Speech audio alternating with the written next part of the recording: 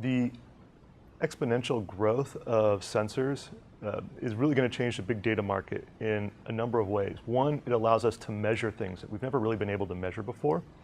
When we've relied on, for example, mining web pages, which was the origin of a lot of the big data technology, was just to mine web pages. That's a very small sample of reality. It only captures what people thought worthy of writing down, or what people found value in writing down.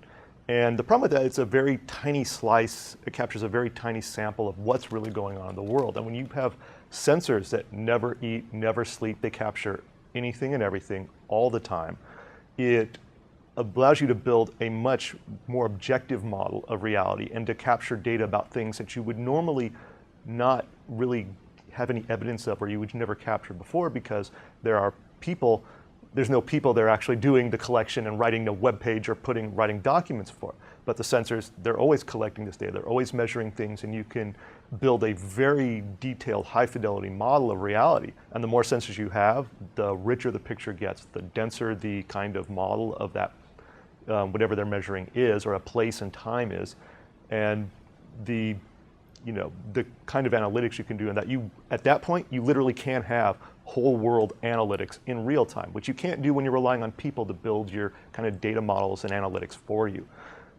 So there's that aspect of it. But on the flip side is how it's going to impact what the requirements of big data analytics are.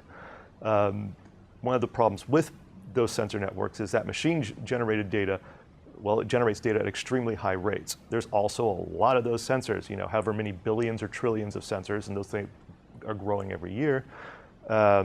So you have the fact that a single sensor can generate millions of records per second continuously, 24 hours a day.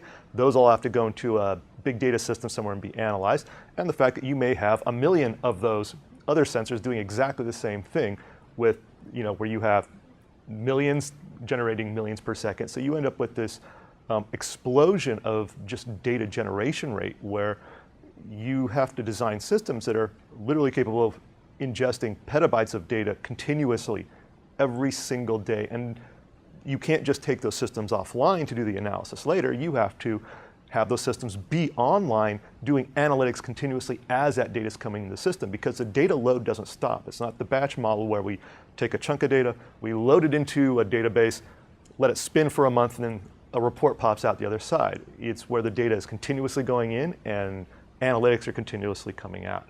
And the platforms like Hadoop that are really very popular today are fundamentally not engineered for those types of workloads. In fact, really a lot of the older database models, such as the transaction processing systems, were also, while they're real time, they aren't designed for the data rates that are being generated, or the data volumes that are being generated by a lot of the machine generated sensor networks. So it's going to be very much defined both by the kind of quality and density of the analytics we can do and the richness of the data models we can build in the future, but it's also going to impact the kind of technology base that we've traditionally used for big data in many markets, which were based on more batch models that are fundamentally incapable of supporting those kinds of vast sensor network data models.